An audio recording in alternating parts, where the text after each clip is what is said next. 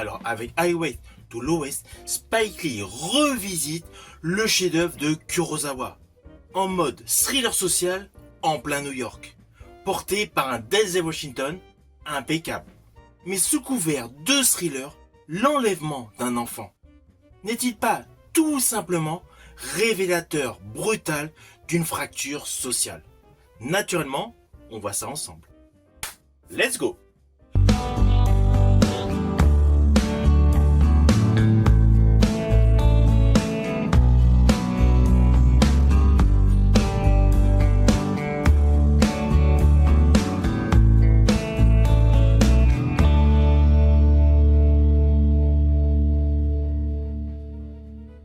Alors tout d'abord, fiche technique de ce film, Highway to Lowest, réalisé par Spike Lee. C'est un film américain qui est en fait une adaptation.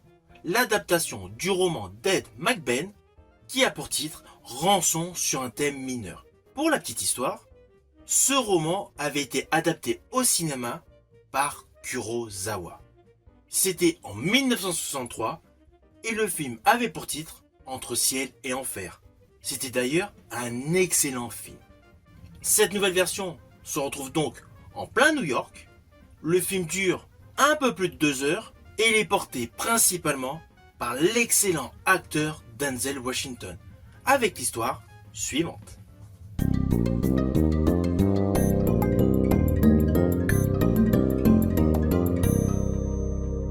Alors dans ce film, nous découvrons le personnage Denzel Washington qui est un magnat de la musique. Il produit depuis plusieurs décennies des artistes et des groupes. Il a une vie de famille totalement épanouie et un enfant qui a réussi ses études et qui parallèlement fait du sport. Sur le plan des affaires, un gros consortium veut racheter l'entreprise au personnage interprété par Denzel Washington. Celui-ci n'est pas vraiment d'accord parce qu'il pense que l'âme essentielle de son label de musique va être détériorée. Du coup, il a en projet de racheter les parts d'un associé. Donc tout se passe pour le mieux. Il est vraiment dans un côté où sa vie rayonne. Jusqu'au jour, tandis qu'il est tranquillement avec son épouse, il apprend que son fils, à l'issue d'un entraînement de basket, se fait enlever. Alors ne vous inquiétez pas, je n'irai pas plus loin sur les lignes scénaristiques de ce film, car en fait, il y a assez rapidement un twist de folie. L'histoire prend une dimension surréaliste. Alors, ne vous attendez pas à un action movie dans la lignée des Equalizer. Là, nous sommes dans un registre cinématographique totalement crédible. On est dans le monde réel. De toute manière, avec Spike Lee, vous savez très bien que nous ne sommes pas du tout dans la démesure. Donc tout est plausible dans ce film. Alors d'ailleurs, pour la petite histoire, Denzel Washington a déjà collaboré plusieurs fois avec Spike Lee.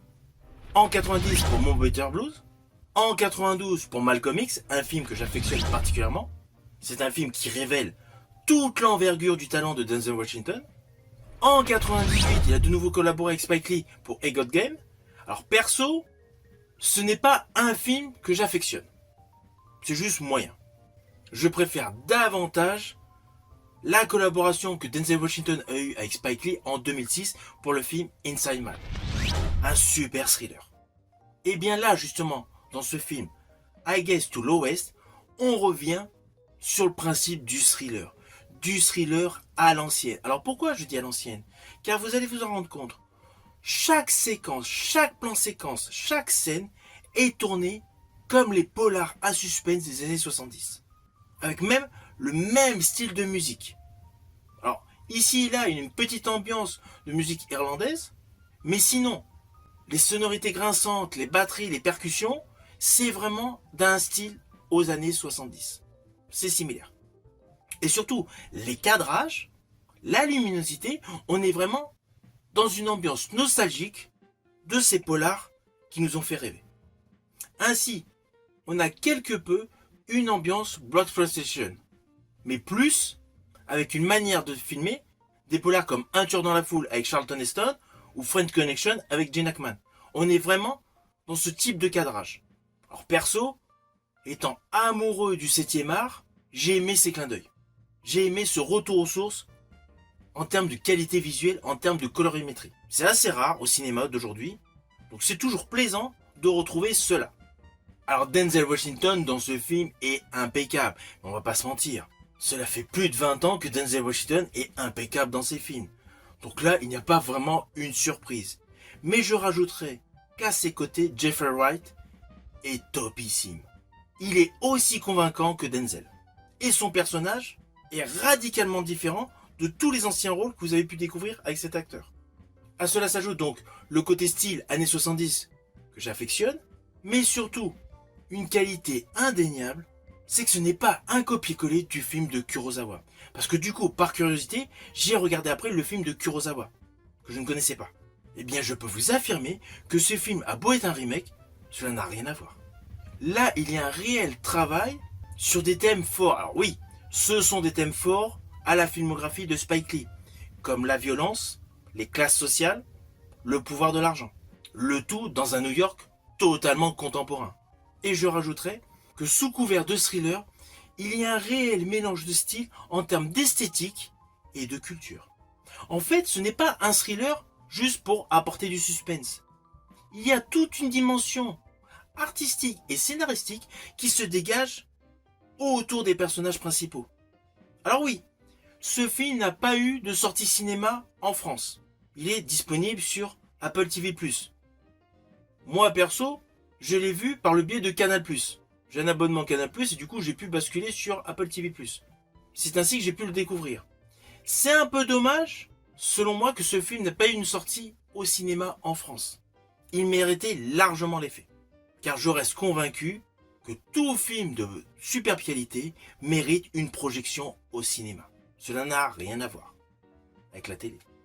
Même si on a une télé haute définition, même si après on regarde un Blu-ray 4K, la petite ambiance de regarder un bon film au cinéma reste supérieure. Cela n'empêche pas que j'ai une très belle collection de Blu-ray. Mais donc, pour en revenir à ce film, c'est une très bonne surprise cinématographique. Ce film, selon moi, est un des meilleurs de la filmographie de Spike Lee. Alors au final, naturellement, c'est un film que je vous invite à découvrir. Ce n'est pas un simple remake, c'est vraiment une version audacieuse. Là, Spike Lee a regroupé tous ces thèmes de prédilection, comme le pouvoir, comme le racisme, comme les différences sociales, au cœur d'un thriller qui tient en haleine jusqu'au final. Avec surtout un personnage interprété par Denzel Washington qui évolue. Sa mentalité évolue. Pourquoi ? Parce qu'il est principalement dans l'écoute de son foyer. Naturellement, c'est un film que je vous invite à découvrir. Il est actuellement disponible sur Apple TV+. Vous pouvez donc le voir par le biais de Canal+, en fonction de votre abonnement. Pensez tout simplement, après l'avoir vu, à me mettre en commentaire ce que vous en avez pensé. Je vous dis à bientôt pour une prochaine vidéo.